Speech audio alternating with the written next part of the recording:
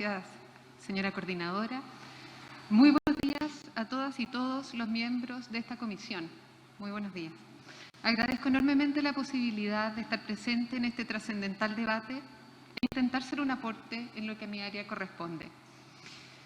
Parto por señalar que he tenido la posibilidad de revisar las normas que actualmente están en proceso de revisión por esta comisión y que felicito enormemente las conclusiones a las que han podido llegar en relación a la protección de los derechos de los creadores. Las normas que he analizado apuntan, sin duda, a un mismo último fin, que es la protección constitucional de la creación intelectual, y creo que las distintas normas atraviesan distintas instituciones. Una propuesta busca que la Constitución garantice el derecho a la protección de los intereses morales y materiales sobre las creaciones o producciones literarias, artísticas o culturales de cualquier especie, del que sea autor o intérprete, en conformidad a la ley. En otras palabras, la consagración más bien explícita de lo que son los derechos de autor. He visto también la norma que ha propuesto y que fue aprobada de la SCD, que me parece que es bastante completa y engloba bastante bien el tratamiento legislativo de estas materias, derechos de autor y conexos. Otra norma, de las que ustedes ya han podido ir aprobando, consagra el importantísimo derecho a la libertad de creación, de modo que, como lo hacen otras constituciones del mundo, como la portuguesa, se proscriba por vía constitucional cualquier forma de censura a la creación y a la creatividad, regulando además un aspecto que hasta el momento, solo por vía jurisprudencial administrativa, se ha buscado evitar. El Instituto Nacional de Propiedad Industrial, por ejemplo, por vía de jurisprudencia, ha tratado de revisar esta materia relativa a evitar y proscribir la apropiación cultural,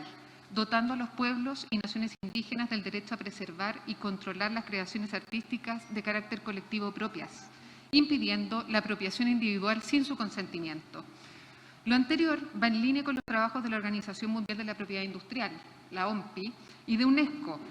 en relación a que estas expresiones del arte popular o tradicional pertenecen a sus comunidades originarias, indígenas, transmiten una visión espiritual y artística concreta de dichas comunidades y, por tanto, no pueden ser objeto de apropiación por parte de terceros, como señala el profesor Ignacio Garrot en el texto El patrimonio inmaterial y los derechos de propiedad intelectual. Yo voy a ir citando algunos artículos que podrían ser de utilidad también en la revisión de ustedes, ¿no es cierto?, de ustedes convencionales. Y por último, la propuesta que persigue el reconocimiento de los derechos y las obligaciones de los investigadores científicos y el acceso a los resultados de las investigaciones científicas y el intercambio de conocimientos entre investigadores a la luz del derecho internacional de los derechos humanos. Y a propósito de este alero del derecho humano de acceder a los frutos del desarrollo científico, quiero referirme a la posibilidad de consagrar, también a nivel constitucional, la protección de los derechos de los creadores e inventores de instrumentos de la rama del derecho que se ha denominado propiedad industrial, destinados también a proteger creaciones y fomentar la ciencia y la cultura. Porque todas las instituciones que regulan la propiedad industrial son parte del gran estatuto de la propiedad intelectual y, al igual que los derechos de autor y conexos, buscan, en alguna medida, proteger la creación y su fomento.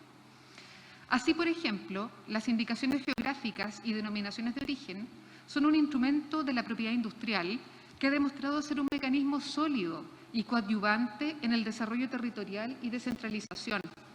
Estos privilegios industriales permiten que una comunidad que ha desarrollado un producto con características especiales ligadas a un origen geográfico pueda contar con una protección de dicho producto, lo que le permite constituir, conquistar y afianzar mercados de nicho gracias a la diferenciación de estos productos. En Chile, el desarrollo de las indicaciones geográficas y denominaciones de origen está al debe, digamos. Nosotros tenemos experiencias en otras latitudes donde existe un gran fomento de las indicaciones geográficas y ha permitido que muchas comunidades, más allá de las ciudades centrales de diversos países, por ejemplo en Europa, hayan tenido un desarrollo comunitario y un fomento importante. Las patentes son otro ejemplo de derecho de naturaleza industrial íntimamente vinculado al conocimiento y al acceso al mismo.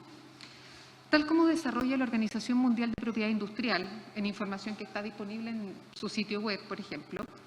la información contenida en patentes que corresponde a todos los datos y toda la información contenida en solicitudes de patentes y en patentes concedidas. Hago presente y digamos que las solicitudes de patentes, cuando se requiere este derecho, obligan a divulgar información públicamente sobre la nueva tecnología desarrollada. Lo anterior resulta sumamente relevante para el desarrollo continuo de tecnología y, como también señala OMPI, dicha información sirve de referencia para que otros inventores puedan desarrollar otras soluciones técnicas. Sin su publicación, el público no tendría posibilidad de obtener información acerca de estos nuevos avances científicos. Por lo tanto, no sorprende que hoy en día dar información al público sea uno de los principales cometidos de las oficinas de propiedad industrial. Menciono lo anterior porque, como contrapartida a las patentes, que ejercen esta función divulgadora de conocimiento, incluso durante el procedimiento de concesión, los inventores podrían acudir a otras figuras para la protección de sus desarrollos sin divulgar información, que es lo que en definitiva se requiere si estamos velando por el acceso al conocimiento en general. Si miramos los repositorios internacionales de información tecnológica, como la base de datos PatentScope de la OMPI, se ofrece acceso en línea y gratuita a millones de solicitudes de patentes presentadas en virtud del sistema PCT, oficinas nacionales y regionales de patentes, como la Oficina Europea o la Oficina de los Estados Unidos. Pero sin ir más lejos, nuestro propio Instituto Nacional de Propiedad Industrial, INAPI, que es el organismo encargado de otorgar las marcas, patentes y otros derechos de propiedad industrial en Chile, resulta ser el mayor repositorio de información tecnológica de libre acceso que tenemos, al cual podemos acceder mediante los datos abiertos que maneja la institución de todas las solicitudes y patentes de nuestro país.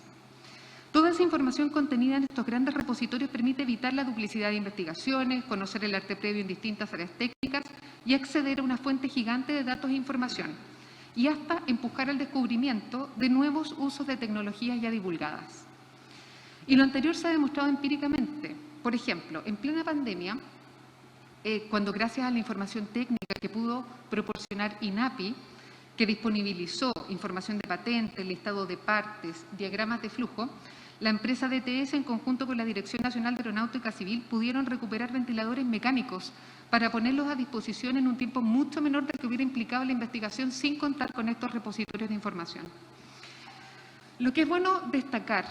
es que todos estos instrumentos de propiedad industrial son una herramienta, una alternativa que está vinculada al objetivo fundamental del acceso al conocimiento y, por cierto, de engrosamiento del conocimiento, que está pensando esta constituyente, ¿no es cierto?, para lograr en el futuro más próximo pasar de una economía extractiva a una economía basada en el conocimiento. Son además herramientas que permiten promover la investigación, tanto a nivel privado, permitiendo a los emprendedores contar con elementos que permiten el escalamiento de las innovaciones, y público, por ejemplo, en el caso de las universidades, al permitir fomentar alianzas de naturaleza público-privadas en modelos de I+D basados en modelo de triple hélice, que busca una relación entre universidad, gobierno e industria. Sin dejar de lado en este análisis, obviamente, que lo que se debe aspirar es a un equilibrio entre ese tipo de desarrollo y el aseguramiento de que el conocimiento que se financia con fondos públicos sea en general público. En este sentido, la propiedad intelectual en general,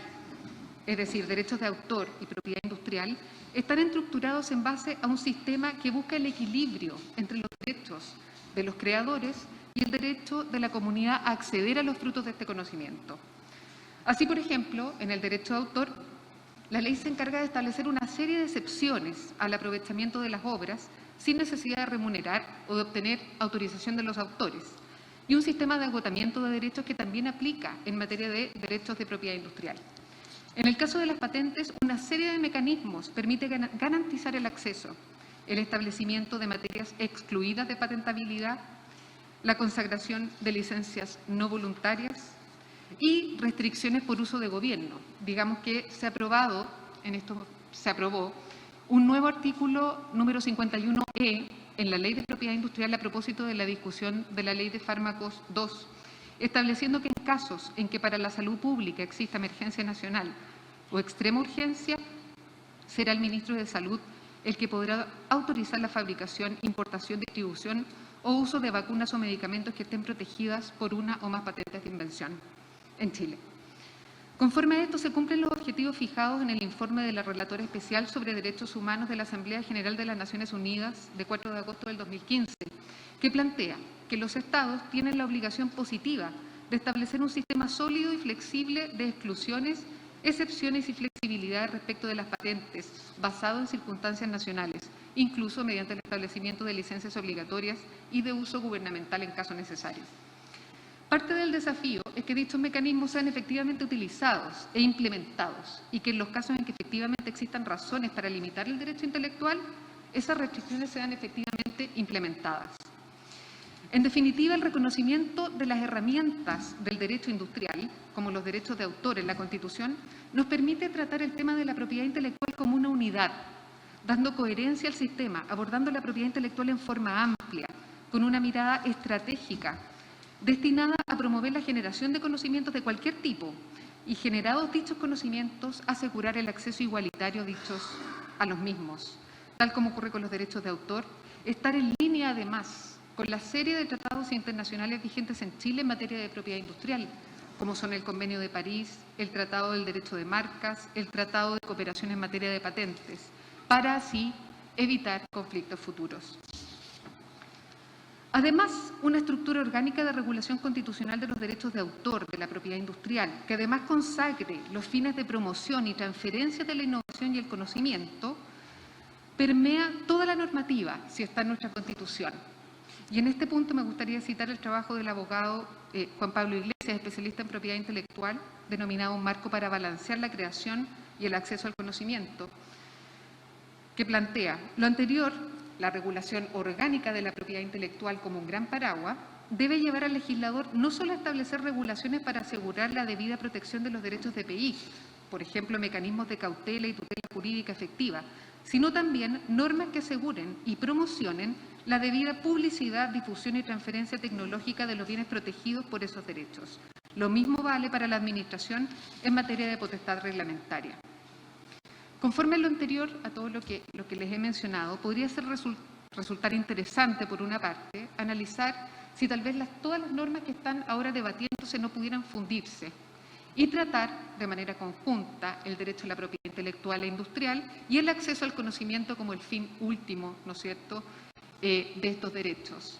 asegurando el equilibrio que ya se ha debatido, porque he escuchado antes en algunas otras sesiones de esta comisión, que debe existir un balance adecuado entre los derechos de todos estos creadores, inventores y autores y el derecho a la comunidad de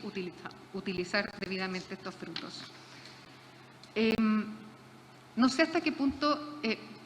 puedo hacer otro tipo de sugerencias, pero tal vez sería conveniente